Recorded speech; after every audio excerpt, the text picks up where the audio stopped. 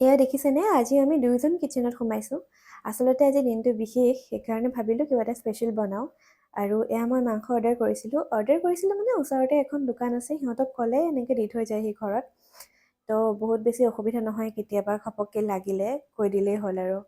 তাৰপিছত এয়া chilli chicken বনাবৰ কাৰণে মই মাংসখিনি ধুনীয়াকৈ মেৰিনেট কৰি ল'লোঁ। ইয়াতে মই অকণমান জলকীয়া গুড়িও এড কৰিছোঁ যাতে অকণমান স্পাইচটো বেছি হয়।